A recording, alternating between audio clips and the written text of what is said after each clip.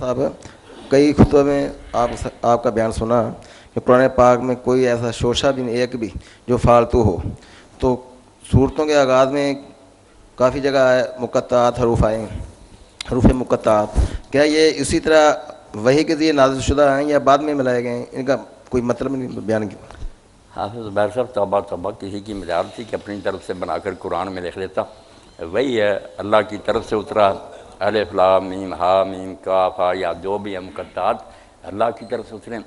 مگر اس بارے میں جو علماء اسلام نے یہ کہنا شروع کر دیا نا کہ اس کا معنی سوائے اللہ کے کسی کو معلوم نہیں. کچھ سے کہتے ہیں رسول اللہ کو بھی معلوم نہیں, کچھ کہتے ہیں نا یار یہ تو بات غلط ہوئی, اللہ نے پھر حضور کو بتایا کیوں جی اگر آپ کو سمجھ نہیں ہے. انہوں نے اتنی مہربانی کی, نہیں اللہ رسول کے درمیان راز ہے, اللہ جانتا رسول جانتا اور کوئی نہیں جانتا.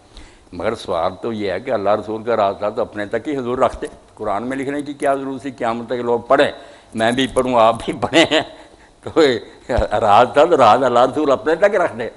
عام کیوں کیا ہے؟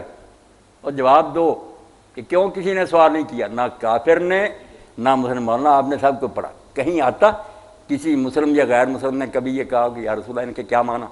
چلو بے شک کافر سمجھاتے کہ یہ اللہ کا راز ہے یا کافروں کو کوئی مطمئن نہیں, سوال ہی نہیں ہوا. کہیں تفسیر میں نہیں آتا کسی نے سوال اٹھایا ہو. پتہ چلتا ہے کہ وہ لوگ اس سٹائل سے واقف تھے, عرب جانتے تھے کہ یہ کیا سٹائل ہے, اس لیے سوال کیا کرنا تھا. کافر بھی سمجھتے تھے کیا ہے, مسلمان بھی. بعد میں یہ پھانڈ بنا لیا کہ یہ پیر جانتا ہے سینہ بسینہ, کوئی چیز نہیں. یہ صاف سیدھی بات ہے.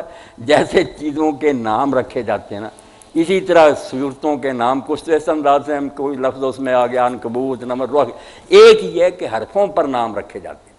آپ دیکھیں ایک پہاڑ دنیا میں ہے کہ نہیں جس کو آپ کہتے ہیں کو قاف, اب اور معنی کیا کرنا, کاف اس کا نام رکھا. حضرت یونس علیہ السلام مچھلی کے پیٹ میں گئے, اس کو نون کہتے ہیں, مچھلی کو عربی میں نون بھی کہتے ہیں. وَذَنْ نُونَ ذَهَبَ مُغَاضِبًا, نون مچھلی کا نام. اسی طرح بعض سبق جو ہے نا, جیسے ہم لیسن شروع کرتے ہیں قائد جاؤں فسٹ دو, اس طرح ہی یہ صورت جب شروع ہوتی نا, اسماء و صور کوئی اس میں راز نہیں ہے, صورتوں کے نام ہے عربوں کے طریقہ سے. اسی لیے جو گروپ ایسا نا کہ اس کا مضمون ایک ہی چلتا جاتا ہے, جو جیسے سب کے 1 2 3 ہوتا ہے نا, اس کے حصے ہوتے ہیں. الف لام را کئی چلتے جائیں گے, 6 7 ہوں گے, ان کا مضمون ایک ہی. آگے سے آگے بات پھیلتی جا رہی ہے. الف لام میم پہلے دونوں ہیں, آگے بھی جا کر پھر جو ہے نا سورۃ لقمان وغیرہ اس میں, تو جن کے نام ایک ہے نا وہ سمجھیں جیسے ایک سبق ہوتا, 2 4 سبق چھوڑ کر پھر وہی آ جاتا, وہاں نمبر 2 لکھ لیتے ہیں. یہ صورتوں کے نام ہے, اس کے ساتھ کوئی شے نہیں. اس لیے نہ کافروں نے سوال کیا. اگلی آیت آپ پڑھے اس میں اشارہ آ جاتا, پہلے ذکر ہو جاتا الف لام میم کہ یہ سبق کون سا ہے, الف لام میم. آگے آ جاتا ذالک الکتاب, ذالک کا اشارہ کس کی طرف؟ اگر کوئی چیز بیان نہیں ہوئی, یہ کتاب الہی ہے. یہ اسی لیے کہ نام سن چکے ہیں کہ یہ سب جس کا نام آپ نے سن لیا, یہ کیا ہے, اللہ کا کلام ہے, اس میں کوئی شک نہیں. الف لام را تلک آیات الکتاب المبین, تلک اور نا تلک کا اشارہ کس کی طرف؟ پہلے ہو گیا ذکر کہ یہ الف لام را ہے, یہ آیتیں ہیں کتاب مبین. اس لیے یہ عربوں کے معروف طریقہ کے مطابق وہ خطبوں کے نام رکھتے تھے, پہاڑوں کے رکھتے, انہیں کوئی پریشانی نہیں. جانتے آج بھی کئی صورتیں جس کو سارے مسلمانوں ناموں سے لیتے ہیں. آپ کہتے ہیں میں سورۃ یاسین روز پڑھتا ہوں, نام ہی ہے سورت کے. آپ طٰہٰ پڑھتے ہیں, نام ہے بھائی اور کچھ بات نہیں.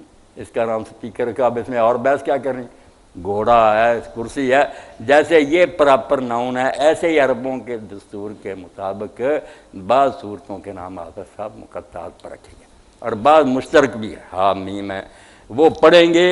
اسرائی صاحب کی تفسیر ان میں بات ایک ہی ہو, ایک ہی مضمون آگے سے آگے چلتا جائے گا, اس لیے ان کا نام بھی ایک ہی. الف لام میم ہے, کوئی الف لام را کئی آ جاتے ہیں,